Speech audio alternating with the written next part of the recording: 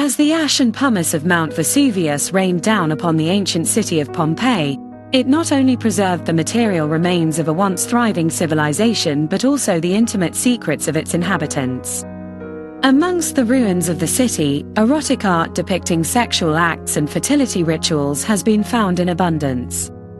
These works of art not only offer a glimpse into the sex lives of Pompeians but also provide us with a unique understanding of ancient sexual attitudes and beliefs. Today, we shall explore the fascinating world of sex and erotic art in Pompeii, uncovering the nuances of its cultural and social significance. Discover the world's most exquisite and provocative art forms discovered in old ruins at Pompeii, the ancient Roman city. Beautiful streets, houses, bakeries, colosseums, clubs, and brothels may be found throughout the city. However, Pompeii's art is unlike anything else in the globe. On the other hand, Pompeii's artwork is highly sensual. The sensual murals that cover entire rooms with images of orgies, fellatio, and cunnilingus in various sexual poses, among other sensual descriptions, are among the hidden secrets of Pompeii. Beautiful frescoes depict pygmies at a feast being amused by male and female pygmies having sex in front of the remainder of the party in peristyle gardens, a colonnaded courtyard. Mad emperors, ferocious warriors, heinous entertainment, and lewd lifestyles. These are the well-known images of ancient Rome, but how was it really? Rumors abound about Roman emperors and their indulgence in fleshly pleasures. Tiberius, for example, is reported to have participated in secret orgies in his Capri pleasure palace. However, until the 16th century discovery of the buried city of ancient Pompeii, the Romans' sinful pleasures were mostly hidden from history. Pompeii is a 6th century BC Roman city trapped in time, preserved by layers of ash spewed out by Mount Vesuvius' explosion in 79 AD. Although Pompeii was rediscovered at the end of the 16th century, it was not excavated properly until the 18th century. Excavators were astonished by the sexually graphic frescoes they were frequently discovering, which was rather disturbing to the sensibilities of medieval Roman people, so they swiftly covered them up. When excavations resumed over 2 centuries later, archaeologists discovered a completely complete metropolis. Loaves of bread lay in the oven, bodies of men, women, children, and dogs were discovered frozen in their final moments, horror etched on their faces, and dinners were discovered dumped on the pavement. The incredible discovery allowed experts to put together exactly what life was like for the Romans of ancient Pompeii, the food they ate, the occupations they did, the houses they lived in, and, of course, the recreational activities they engaged in. Excavators discovered evidence of multiple brothels in Pompeii, as evidenced by sensual murals and graffiti adorning the walls of houses, including several chambers with stone beds. The phallus was a popular good luck ornament in Pompeii, and it was painted on buildings, streets, and shops. The lupanar, Latin for wolf's den, was a well-known brothel in ancient Pompeii. This 2-story building, now a UNESCO World Heritage Site, was constructed just years before Pompeii was destroyed. The lupanar is said to be Pompeii's only purpose-built brothel, with 10 apartments and a lavatory beneath the steps. In each of the 10 chambers, a prostitute would entertain her clients on a stone bed covered with a mattress. The lupanar is also known for its sexual wall paintings. Each artwork represents a distinct position for sexual intercourse and is thought to have served as an advertisement board for the numerous specialties on offer.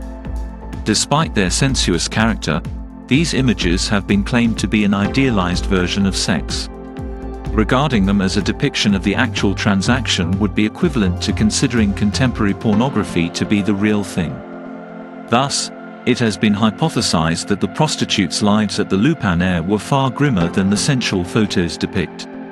The prostitutes' chambers were windowless, crowded, and miserable, separated from the anteroom only by curtains. Furthermore, it has been hypothesized that the majority of the prostitutes at Pompeii were Oriental or Greek slaves. Because they were participating in the slave trade and were not trained in other professions, it appears that these women had few options for labor. Their customers, on the other hand, appear to have had a better time in the brothels, as seen by the graffiti they left behind. On the walls of the lupanar, there are approximately 100 inscriptions.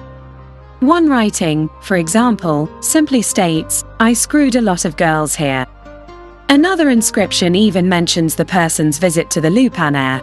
On June 15th, Hermeros screwed here with Philetaerus and Caphisis.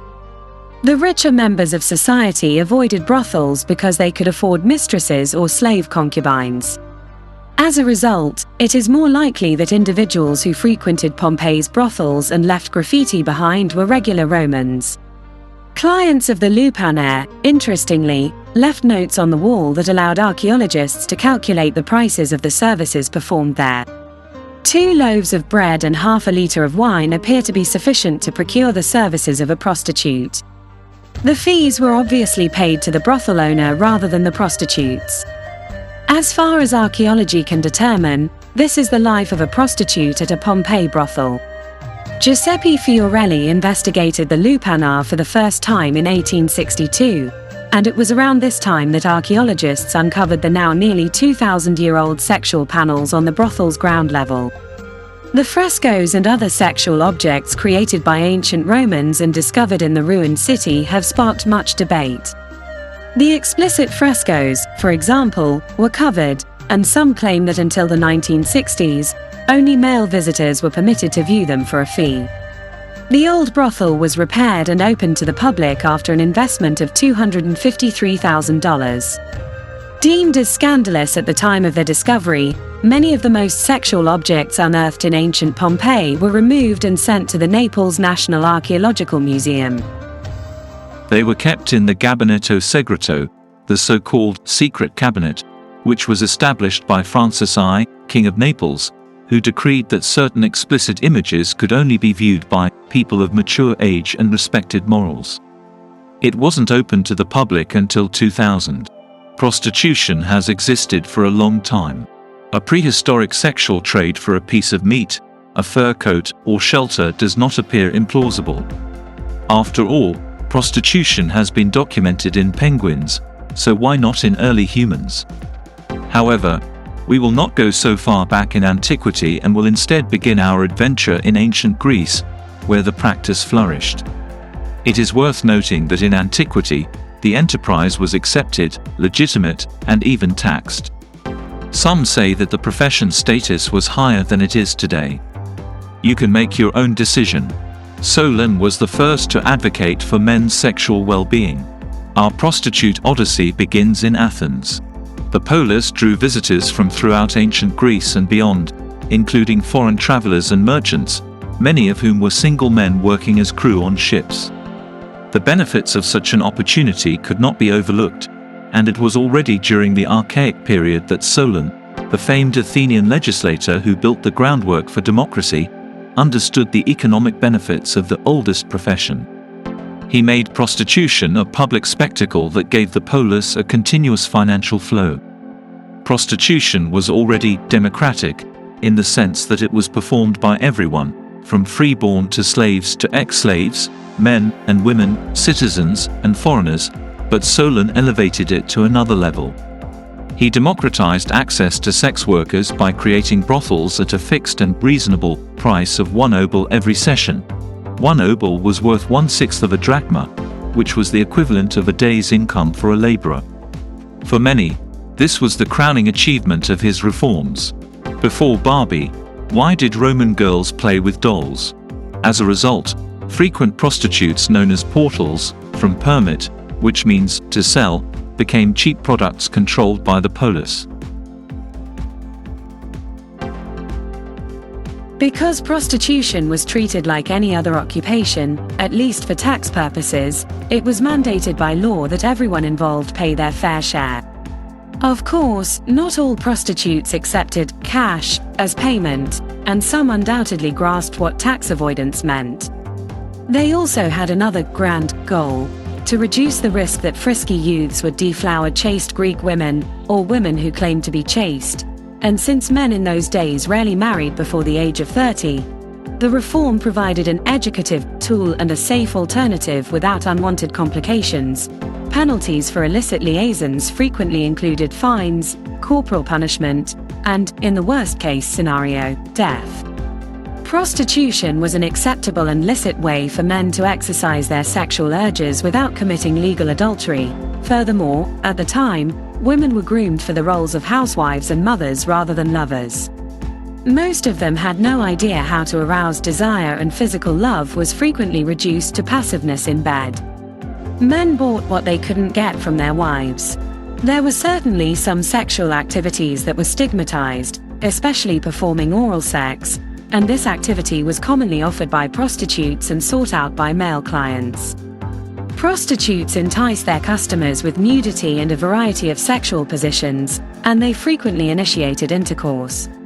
The majority of them were slaves who were tutored in the art of love by a pimp, the pornoboskos, from bosk, to feed or tend.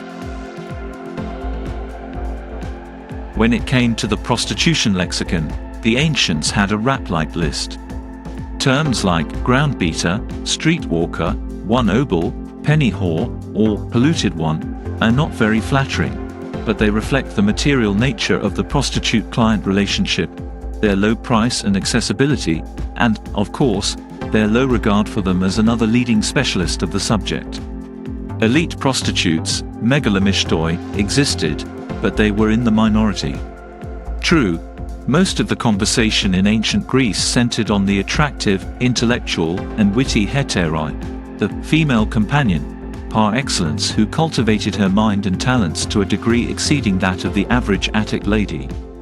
Plutarch, the wise, couldn't help but observe that hetera was simply an Athenian euphemism for pawn, a common prostitute, just as contributions was one for tribute and protectors was one for garrisons. It is also important to note that not all of the brothels were filthy. The archaeological remnants of a brothel in Athens ceramics offer a glimpse into a supposedly five-star love hotel, complete with a garden courtyard, mosaic flooring, baths, and dining rooms. To suit the upper-class patrons, the prostitutes who worked in such businesses were lavishly ornamented. Prostitution was only one component of a bigger system of sexually exploiting slaves. Much of this exploitation occurred within the context of a single household, rather than in the context of sex for sale. Specifically, all enslaved people were thought to be fair game for the sexual attention of the free members of the household, and some people were purchased specifically as sex slaves, sometimes at very young ages. Unlike now, there was no stigma linked to consumers purchasing services from prostitutes. The men who purchased love were simply taking advantage of the basic rights championed by the much-admired Solon. There was no stigma unless you spent too much money on prostitution or became overly interested in one or more prostitutes to the detriment of your responsibilities to your family. However, when it came to prostitutes, the ancients were a little less accepting. In fact, these people performed necessary services, certainly far more important than that of a potter, weaver, or carpenter. But how could someone whose job title is to sell yourself command much respect? Male prostitutes portraying the woman's role in sex were the most stigmatized, as their clientele was nearly entirely men.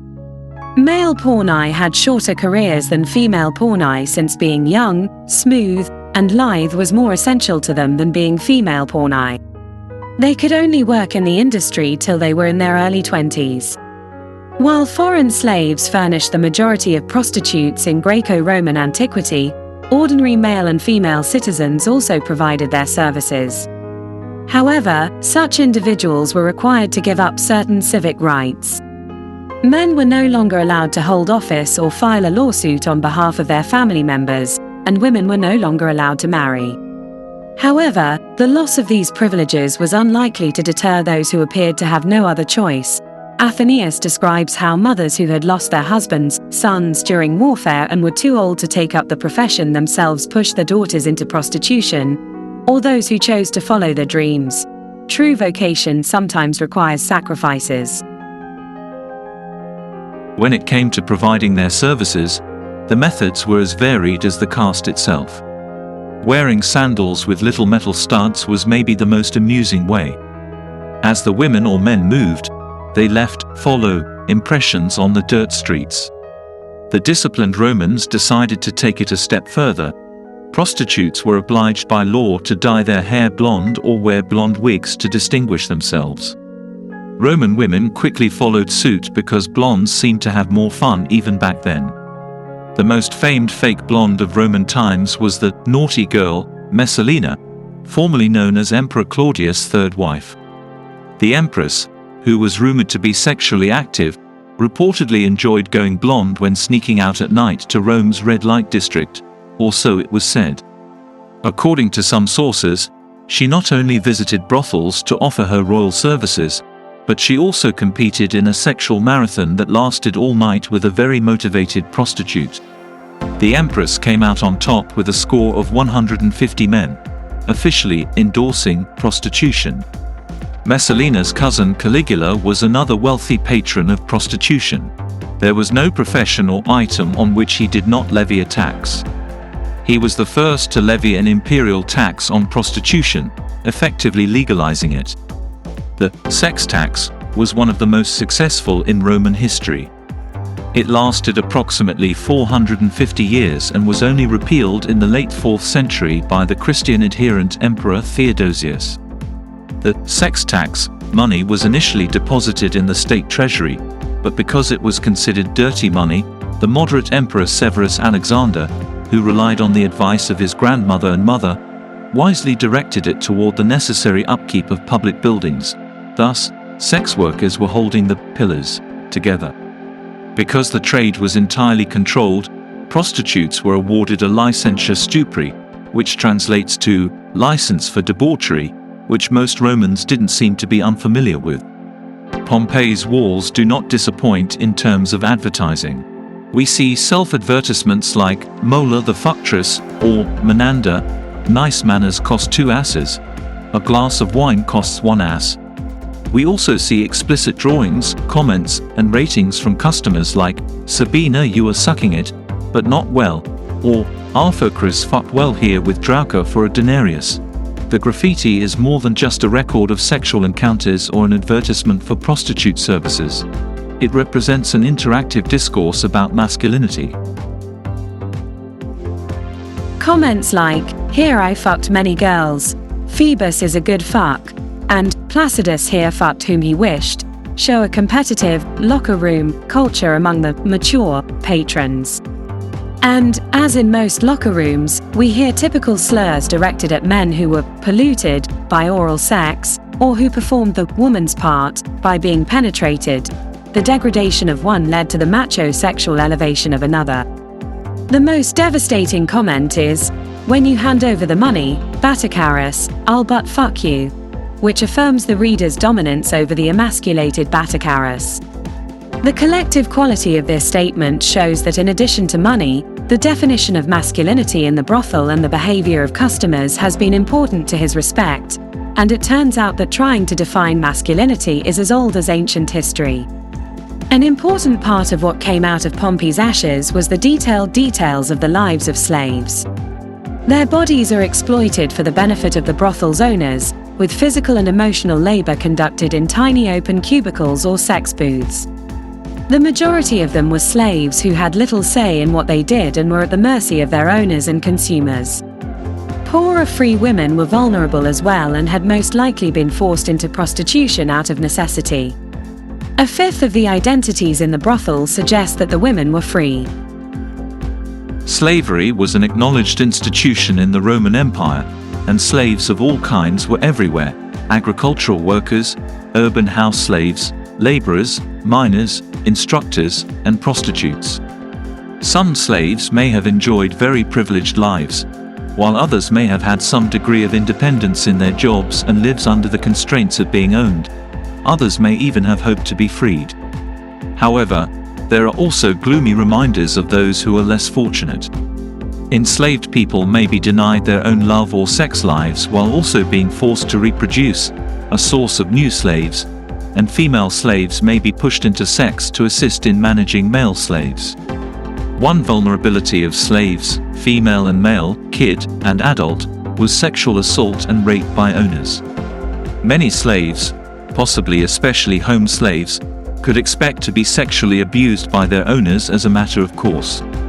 Horace writes in another satire, "When your organ is stiff, and a servant girl or a young boy from the household is near at hand, and you know you can make an immediate assault, would you rather burst with tension?"